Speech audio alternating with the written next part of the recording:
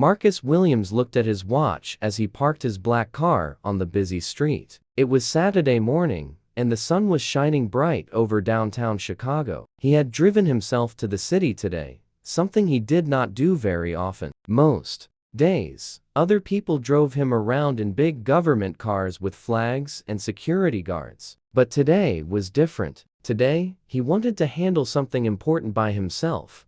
Marcus was wearing simple clothes: blue jeans, a white shirt, and sneakers. He looked like any regular person going about their weekend. No one walking by would guess that he was one of the most powerful men in America. No one would think that this tall, quiet black man was the director of the FBI. That was exactly what he wanted. He stepped out of his car and stretched. The morning air felt good on his face. Marcus had been working too much lately, sitting in meetings and reading reports all day long. It felt nice to be outside, walking on the street like a normal person. He locked his car and started walking toward the big federal building down the block.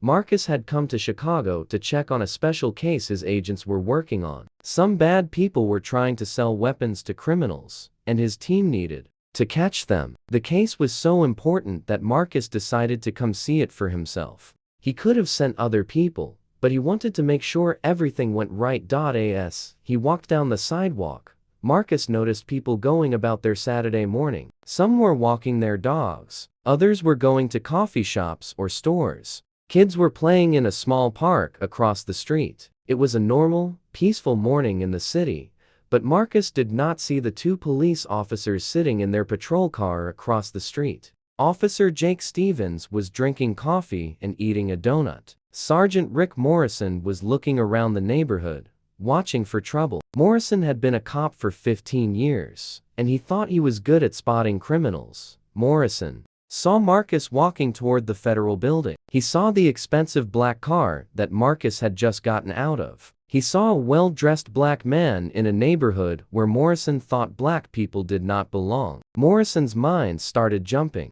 to conclusions. Stevens, who was younger and newer to the police force, followed Morrison's lead in most things. When Morrison pointed toward Marcus and said something was not right, Stevens believed him. Morrison had taught Stevens that you could tell a criminal just by looking at them. Morrison had taught Stevens that some people just did not belong in certain places. Marcus reached into his pocket to get his phone. He wanted to call his team and tell them he had arrived. But when Morrison saw Marcus reach into his pocket, he thought something else entirely. Morrison thought Marcus was reaching for a weapon or drugs or something stolen. Morrison started the police car and drove across the street. He pulled up next to Marcus and rolled down his window. Stevens felt his heart start beating faster. He was not sure what was happening, but Morrison seemed very serious. Marcus was still looking at his phone when he heard a car door slam. He looked up and saw two police officers walking toward him quickly. Morrison had his hand on his gun. Stevens looked nervous and excited at the same time.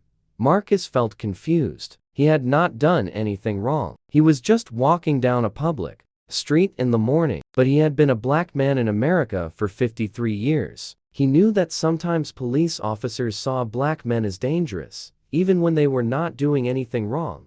Morrison shouted at Marcus from 20 feet away. His voice was loud and angry. People on the street stopped what they were doing and turned to look. Some people took out their phones and started recording. Marcus stopped walking and raised his hands slightly. He knew this was a dangerous moment. He had seen too many news stories about black men getting hurt or killed by police officers who were scared or angry or racist. Marcus was the head of the FBI, but right now, he was just another black man on the street. Morrison told Marcus to step away from the car. Marcus tried to explain that it was his car, that he had just parked it there. But Morrison did not want to hear explanations. Morrison was sure he was looking at a criminal. Stevens came around the other side of Marcus. Now Marcus was surrounded by two officers. People on the street were watching and recording with their phones. Marcus could hear someone saying, "Oh no," and "This is not right," but no one came to help.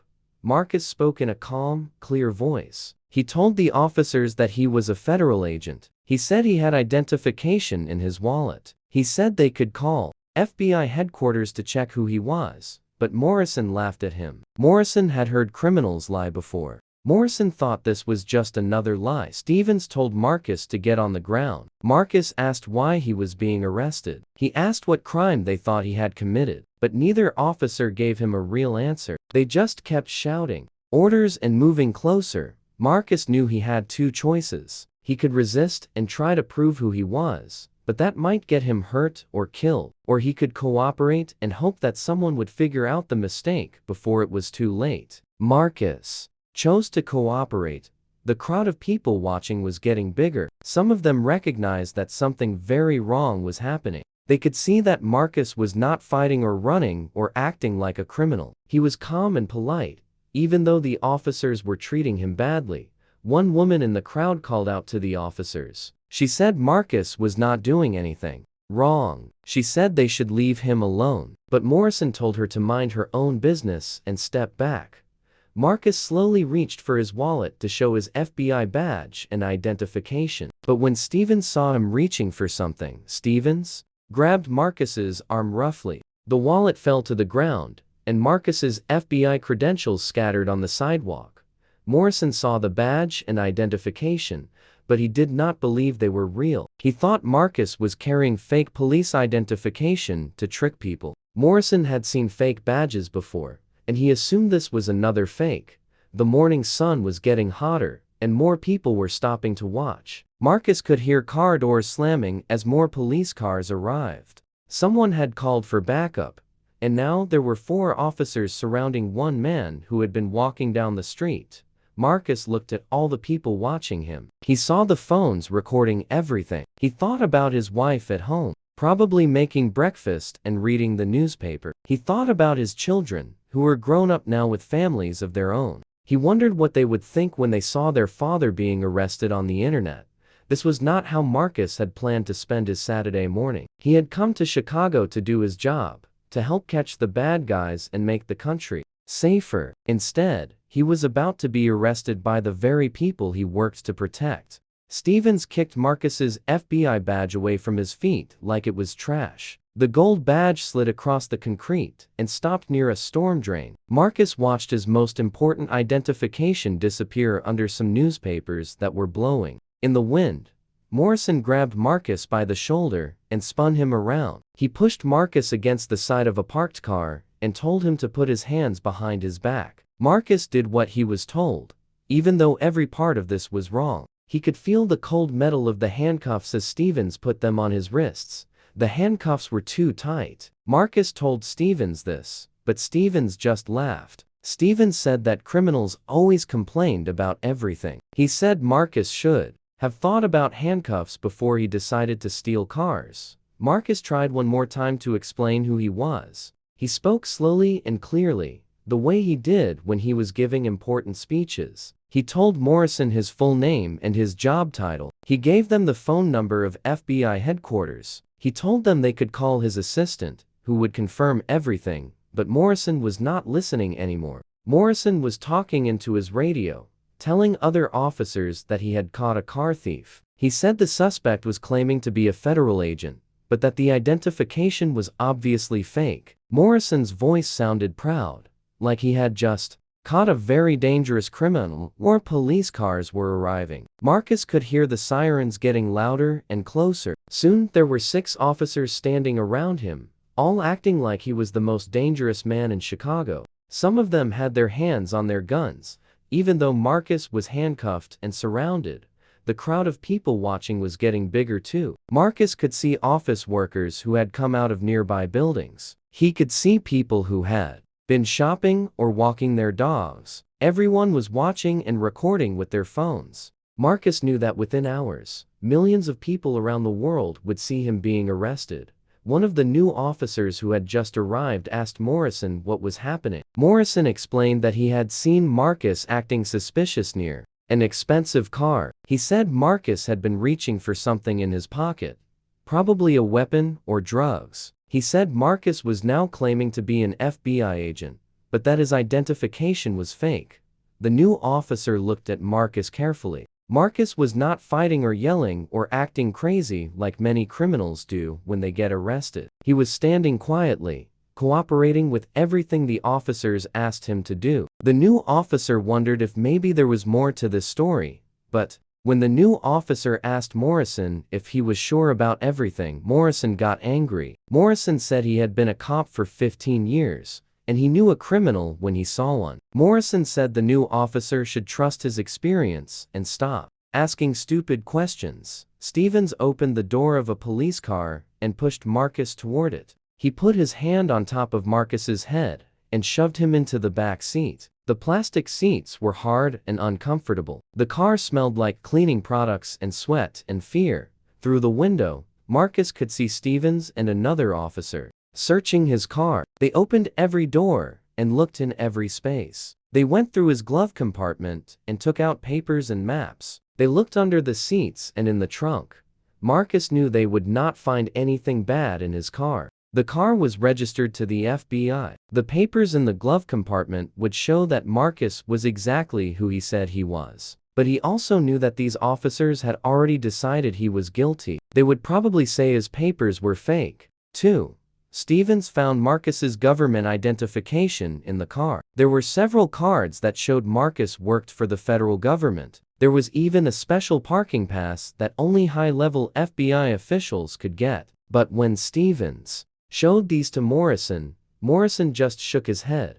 Morrison said criminals were getting very good at making fake identification these days. He said they probably had computers and printers that could make anything look real. Morrison said they could not trust any papers or cards that Marcus had.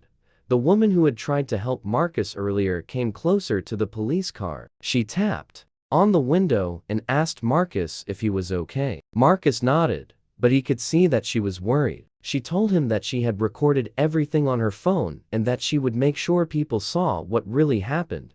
Morrison saw the woman talking to Marcus and told her to get away from the police car. He said she was interfering with police business. He said if she did not leave, he would arrest her too. The woman stepped back, but she kept recording with her phone. Inside the police car, Marcus was thinking about everything that had gone wrong. He had been the director of the FBI for 3 years. Before that, he had been a federal prosecutor for 20 years. He had spent his whole career working with police officers, trying to catch real criminals and make communities safer. Marcus had grown up poor in Detroit. His mother had worked 2 jobs to pay for his school clothes and books. His father had died when Marcus was 12, and his mother had raised 4 children by herself. Marcus had studied hard and gotten good grades because his mother told him education was the only way to have a better life. When Marcus was young, he had wanted to be a police officer. He thought police officers were heroes who protected good people from bad people. But as he got older, he saw that some police officers were not heroes at all. Some of them treated black people badly just because of their skin color. Marcus had decided to become a lawyer instead of a police officer. He thought he could do more good by working in the courts and the FBI. He thought he could help change the system from the inside. He had worked hard for 30 years to get to where he was today, and now here he was, handcuffed in the back of a police car, being treated like a common criminal by the very people he had spent his life trying to help. Stevens got into the front seat of the police car and started the engine. He looked at Marcus in the rearview mirror and asked him if he had anything to say. Marcus told Stevens one more time that he was the director of the FBI. He said Stevens was making a huge mistake that would probably end his career. Stevens laughed and said that Marcus was a good liar. He said Marcus almost sounded like he really believed his own story. Stevens said he had arrested hundreds of criminals, and they all had stories about why they were innocent. As the police car pulled away from the curb, Marcus looked out the window at the crowd of people still watching. He saw the woman who had tried to help him. She was still recording with her phone, and she waved at him as the car drove past. Marcus also saw his own car, still parked where he had left it. The doors were open and papers were scattered on the ground around it. In a few hours, FBI agents would come looking for their missing director. They would find his car and wonder what had happened to him. The police car drove through the streets of Chicago toward the local police station. Marcus had been in police stations many times before, but always as a visitor, always as someone important who was there to help with important cases. He had never been in the back of a police car, handcuffed and accused of crimes he did not commit. Stevens turned on the radio and started singing along with the song. He seemed happy and relaxed, like he had just finished a good day's work. Morrison was driving and talking on his radio, probably telling other officers about the arrest he had just made. Neither officer seemed to understand that they had just made one of the biggest mistakes of their lives. The police station was busy and loud when Stevens and Morrison brought Marcus inside. Officers were talking on phones, typing reports on computers, and drinking coffee from paper cups. Some of them looked up when Marcus walked by in handcuffs, but most of them went back to their work. To them, he was just another criminal being brought in on a Saturday morning. Sergeant Maria Rodriguez was working at the front desk when the officers arrived. She had been a police officer for 20 years and had seen thousands of people get arrested. But something about this man seemed different to her. He was calm and quiet, not angry or scared like most people who got arrested. Morrison filled out the arrest papers while Stevens took Marcus to a small room for processing. This was where they took fingerprints and photographs of everyone who got arrested. The room was small and painted white, with bright lights that hurt Marcus's eyes. Stevens pressed Marcus's fingers onto an ink pad and then onto a white card. He took Marcus's fingerprints one by one, rolling each finger carefully to get a clear print. Marcus had been fingerprinted before when he became an FBI agent, but that had been different. That time, the fingerprints were to prove he was one of the good guys. After the fingerprints, Stevens took photographs of Marcus from the front and from the side. The camera flashed bright white light each time. Stevens wrote Marcus's fake name on a card and held it up for the pictures. Morrison had decided to call Marcus John Smith because he said criminals always lied about their real names. While Stevens was taking the pictures, Marcus asked if he could make a phone call. Stevens said he could make one call later, after all the paperwork was done. Marcus asked if Stevens would please call FBI headquarters and ask them about Marcus Williams. Stevens said he was not going to waste time calling people about fake stories. In the main area of the police station, Morrison was telling other officers about his arrest. He said he had caught a car thief who was carrying fake FBI identification. He said the suspect was very smooth and well dressed, probably part of a big criminal organization. The other officers listened to Morrison's story and congratulated him on making a good arrest. Some of them had worked with Morrison for years and trusted his judgment. Others were newer and still learning how to be good police officers. But Sergeant Rodriguez was not impressed with Morrison's story. She had watched Morrison make arrests before, and she knew he sometimes jumped to conclusions too quickly. She had seen him arrest people who turned out to be innocent. She had seen him treat black people differently than white people. Rodriguez decided to run Marcus's fingerprints through the computer system to see if he had been arrested before. This was normal procedure for everyone who got arrested. The fingerprints would tell them if Marcus was really a career criminal like Morrison thought. She put Marcus's fingerprint card into a machine that scanned the prints and sent them to computers in Washington, D.C. These computers had fingerprints from millions of people, criminals, government workers, military members, and others. If Marcus had ever been fingerprinted before, the computer would find a match. Rodriguez expected the computer to show that Marcus was a small-time criminal with a few arrests for theft or drugs. Or maybe the computer would show that he had never been arrested before, which would mean Morrison had arrested an innocent person. But when the results came back on her computer screen, Rodriguez could not believe what she was seeing. The computer said that the fingerprints belonged to Marcus Williams, director of the Federal Bureau of Investigation. The computer showed his government employee number, his security clearance level, and his official photograph. Rodriguez stared at the computer screen for a long time. She read the information 3 times to make sure she was not making a mistake. Then she looked around the police station to see if anyone was watching her. She picked up her phone and called her captain, Captain Robert Hayes was at his daughter's wedding when his phone rang. He almost did not answer it because he was watching his daughter dance with her new husband. But when he saw that the call was from the police station, he stepped outside to take it. Rodriguez spoke very quietly into the phone. She told Captain Hayes that they had a very big problem. She said Morrison and Stevens had arrested someone very important. She said the person they arrested was really the director of the FBI. Captain Hayes thought Rodriguez was joking at first. He said there was no way his officers would arrest the head of the FBI. He said Rodriguez must have made a mistake with the computer system. But when Rodriguez read him all the information from the computer, Hayes realized this was not a joke. Hayes told Rodriguez not to tell anyone else what she had discovered. He said he would be at the station in 30 minutes. He said Rodriguez should make sure Marcus was comfortable and safe until he got there. Then Hayes hung up the phone and told his wife he had to leave the wedding immediately.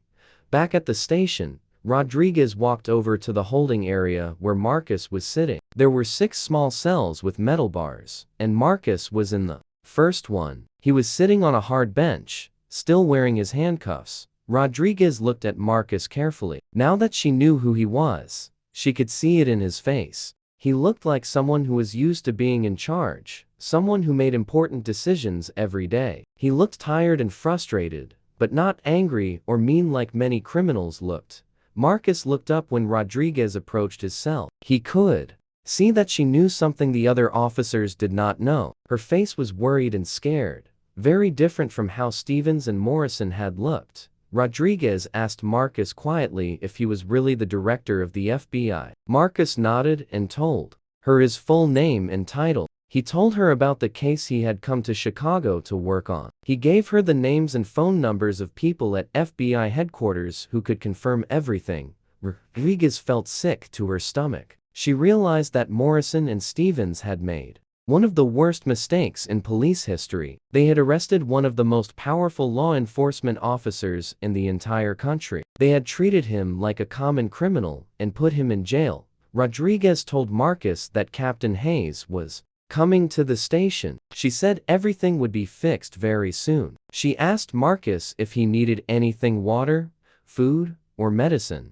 Marcus thanked her but said he just wanted to get out of the cell and call his office. While they were talking, Morrison walked by the holding cells. He heard Rodriguez talking to Marcus and told her to stop. Morrison said Rodriguez should not be friendly with criminals. He said it was unprofessional and dangerous. Rodriguez wanted to tell Morrison that Marcus was not a criminal, but she remembered that Captain Hayes had told her to keep quiet. So she just nodded at Morrison and walked back to her desk. But she felt terrible about leaving Marcus in the cell when she knew he was innocent.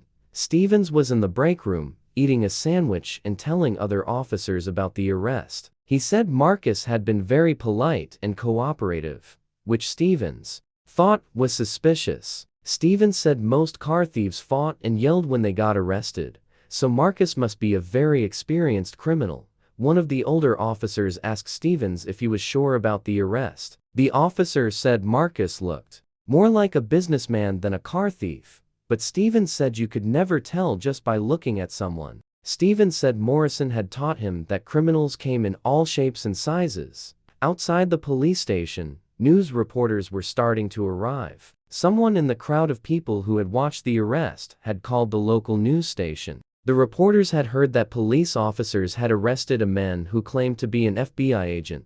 The reporters did not know yet that the man really was an FBI agent. They thought it was just another story about police arresting someone who was lying about their identity. But they set up their cameras anyway, just in case the story turned out to be interesting.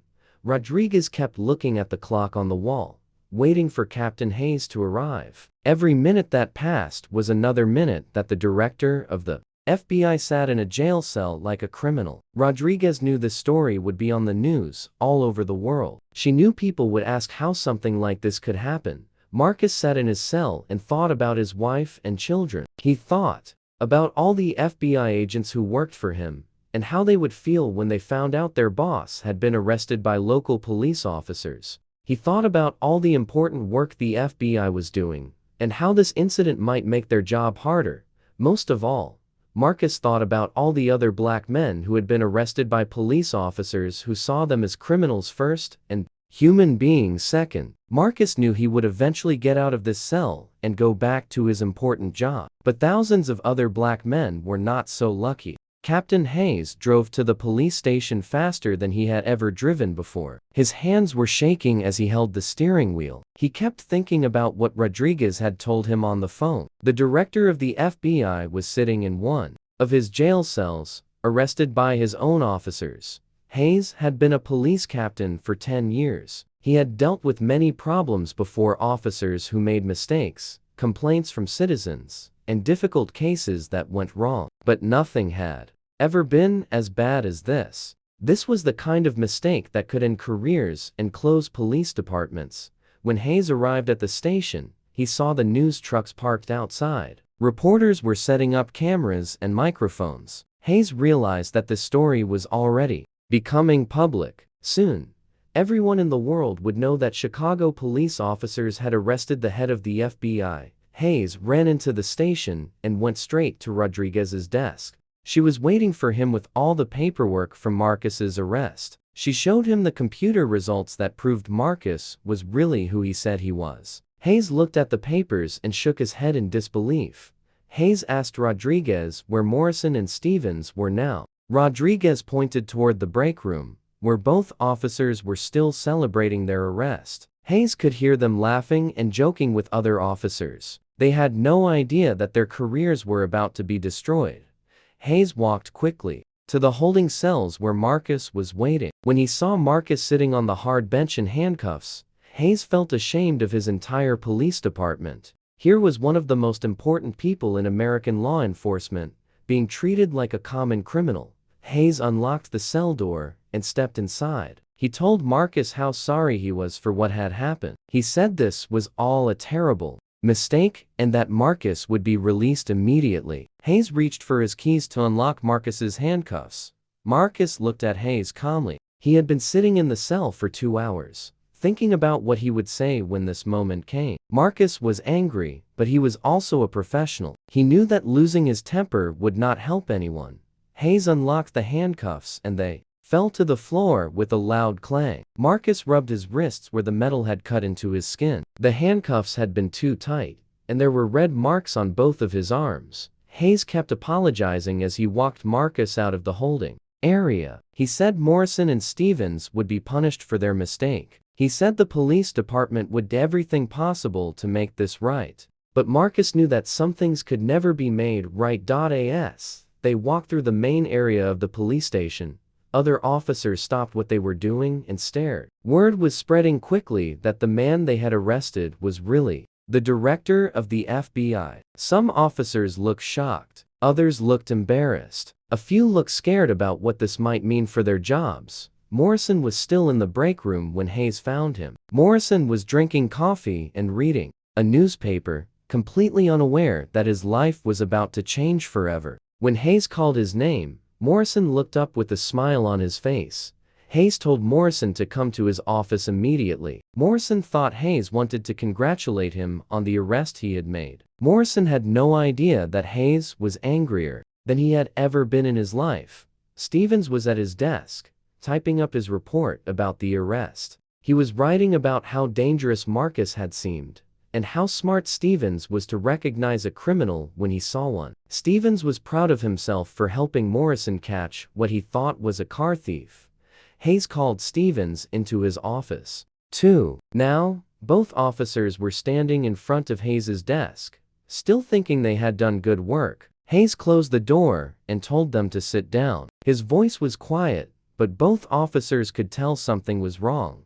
Hayes asked Morrison to explain exactly what had happened during the arrest. Morrison told the same story he had been telling all day. He said he saw a suspicious black man near an expensive car. He said the man was acting nervous and reaching for something in his pocket. Morrison said he knew right away that the man was a criminal. Hayes asked Morrison if he had checked the man's identification before arresting him. Morrison said the identification was obviously fake. Hayes asked if Morrison had called FBI headquarters to verify the man's story. Morrison said he was not going to waste time checking fake stories. Then Hayes told Morrison and Stevens the truth. He said the man they had arrested really was the director of the FBI. He said Marcus Williams was one of the most important law enforcement officers in the entire country. He said Morrison and Stevens had just made the biggest mistake of their careers. Morrison's face went white. He stared at Hayes like he could not understand what he was hearing. Morrison asked Hayes if this was some kind of joke. Hayes showed Morrison the computer results that proved Marcus's identity. Stevens started shaking. He realized that everything he had done was wrong. He had kicked Marcus's badge away. He had put handcuffs on him too tightly. He had laughed at Marcus when Marcus tried to tell them who he was. Stevens knew his career as a police officer was over. Hayes told both officers that they were suspended immediately. He said they would have to turn in their badges and guns. He said they would probably be fired, and they might even face criminal charges for violating Marcus's civil rights. Morrison tried to defend himself. He said he was just doing his job. He said Marcus looked suspicious, and he had to investigate. But Hayes was not interested in excuses. Hayes said a good police officer checks facts before making arrests. He said a good police officer does not see black men as criminals just because of their skin color. Meanwhile, Marcus was in Hayes's bathroom, washing his face and trying to fix his clothes. He looked in the mirror and saw that his shirt was wrinkled and dirty. His wrist still had marks from the handcuffs. He looked like someone who had been through a terrible experience. Marcus could hear Hayes yelling at Morrison and Stevens through the office door. He could hear other officers talking in worried voices about what this incident might mean for the entire police department. Marcus knew that this story would be in newspapers and on television all over the world. Hayes knocked on the bathroom door and asked Marcus if he needed anything. Marcus came out and told Hayes that he wanted to call FBI headquarters. He said his agents were probably worried about him by now. Hayes gave Marcus his personal phone and told him he could use Hayes's office for privacy. Marcus called his assistant in Washington, D.C., and told her what had happened. His assistant could not believe what she was hearing. She said FBI agents in Chicago had been looking for Marcus for the past hour. Marcus told his assistant to call off the search. He said he was safe now and would be returning to Washington, D.C. soon. He told her not to tell the news media anything about what had happened. Marcus wanted to think carefully about how to handle this situation. Outside the police station, more news trucks were arriving. Reporters had heard rumors that something big had happened, but they did not know the full story yet. Some of them were interviewing people who had seen the arrest happen on the street. The woman who had tried to help Marcus during his arrest was talking to reporters. She showed them the video she had recorded on her phone. The video showed Marcus being handcuffed and put into the police car. Even though he was not fighting or running away, Hayes came back into his office after dealing with Morrison and Stevens. He told Marcus that both officers had been suspended and would probably be fired. He said the police department would conduct a full investigation of what had happened. Marcus thanked Hayes for handling the situation professionally, but Marcus also told Hayes that this incident was about more than just two bad police officers. Marcus said this was about a problem that existed in police departments all across America. Hayes nodded and said he understood. He said he had seen Morrison treat black people differently than white people before, but he had never done anything to stop it. Hayes said he was ashamed that this had happened in his police department. Marcus put on his jacket and prepared to leave the police station. He knew that when he walked outside, reporters would ask him many questions. He knew that millions of people would want to know what he was going to do about what had happened to him. As Marcus walked toward the door, every officer in the police station watched him. Some of them looked embarrassed. Others looked angry. A few looked like they finally understood that they needed to change the way they did their jobs. Marcus paused at the door and looked back at the police station where he had spent the worst 2 hours of his professional life. He thought about all the work he still had to do to make sure something like this never happened again. Marcus walked out of the police station into bright sunlight and flashing cameras. 20 reporters rushed toward him, all shouting questions at the same time. They wanted to know how he felt about being arrested. They wanted to know if he was going to sue the police department. They wanted to know if heads would roll because of this mistake.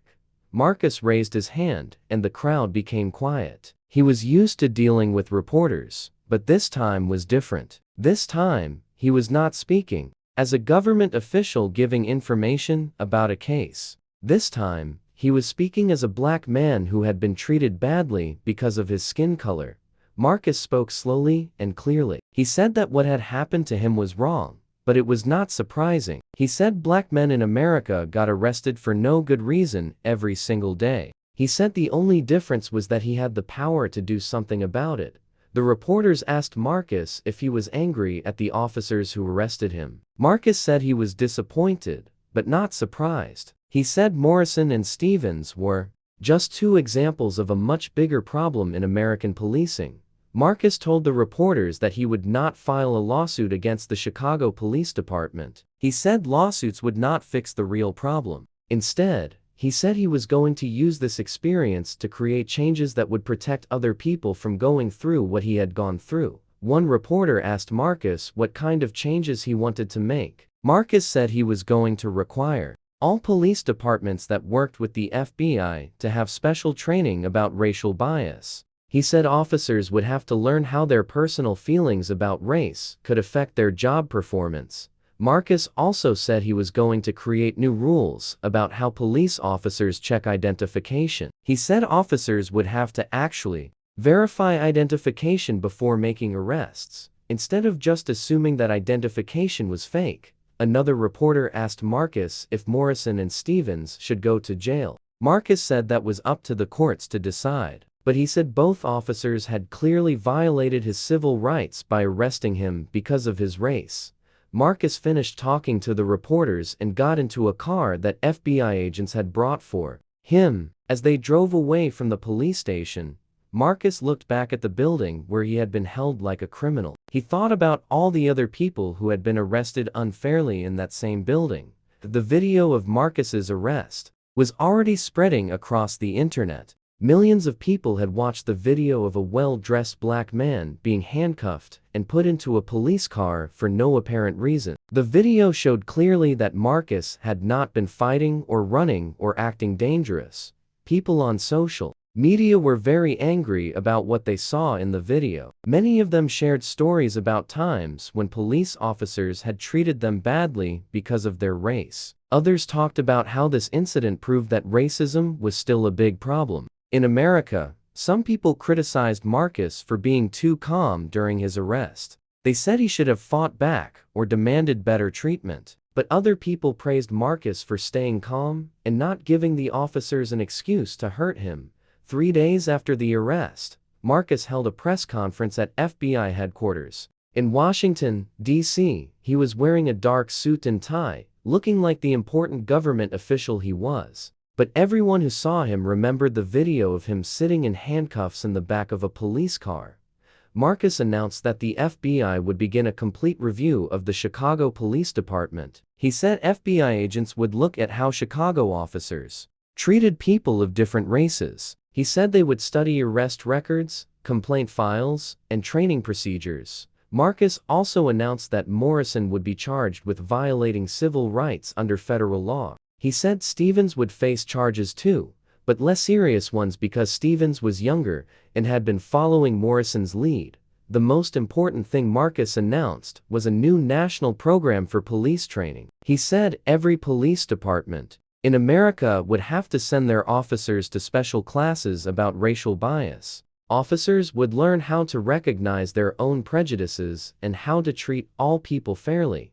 Captain Hayes appeared at the press conference with Marcus. Hayes looked embarrassed as he apologized publicly for what his officers had done. He said, "The Chicago Police Department was committed to making changes so that nothing like this would ever happen again." Hayes announced that Morrison had been fired from the police department. He said Stevens had been suspended for 6 months and would have to complete special training before he could return to work. Hayes also said that all Chicago police officers would have to take new classes about treating people with respect. The woman who had recorded Marcus's arrest on her phone was also at the press conference. Marcus thanked her publicly for speaking up when she saw something wrong happening. He said more people needed to be brave like her when they saw police officers treating people unfairly. Marcus also announced that he was creating a new FBI unit that would investigate police departments across the country. This unit would look for patterns of racial discrimination and work with local police chiefs to fix problems before they got worse. Some police officers around the country were angry about Marcus's new programs. They said Marcus was being too harsh, and that most police officers were good people who treated everyone fairly. They said Marcus was making all police officers look bad because of what 2 officers in Chicago had done, but many other police officers supported Marcus's programs. They said they had seen racism in their own departments and wanted to work with the FBI to fix these problems. They said good police officers should not be afraid of training that would help them do their jobs better. Morrison fought the charges against him in court. His lawyer said Morrison had just been doing his job and that arresting suspicious people was what police officers were supposed to do. But the jury saw the video of the arrest and heard testimony about Morrison's history of treating black people differently than white people. Morrison was found guilty of violating Marcus's civil rights. He was sentenced to 2 years in prison and had to pay a large fine. The judge said Morrison's actions were inexcusable and that police officers must be held to a higher standard than ordinary citizens. Stevens pleaded guilty to lesser charges and was sentenced to community service. He had to spend 200 hours teaching children about the importance of treating all people with respect. Stevens also had to write letters of apology to Marcus and to the community. 1 year after the arrest, Marcus returned to Chicago to see how the police department had changed. He met with Captain Hayes, who had worked hard to improve training and hiring in his department. Hayes showed Marcus statistics that proved his officers were treating people more fairly than before. Marcus also visited the neighborhood where he had been arrested. He talked to people who lived and worked there about their experiences with police officers. Many of them said things had gotten better, but that there was still more work to do. The street where Marcus had been arrested now had a small memorial plaque. The plaque reminded people that everyone deserves to be treated with dignity, regardless of their race or appearance. It also reminded police officers that their job is to protect and serve all people equally. Marcus's arrest had been one of the worst experiences of his life, but it had also led to important changes. Police departments across America were now required to train their officers about racial bias. New rules made it harder for officers to arrest people without good reasons. Most importantly, the incident had started a national conversation about race and policing. People were talking about how to make sure that everyone got treated fairly by law enforcement, regardless of their skin color or background.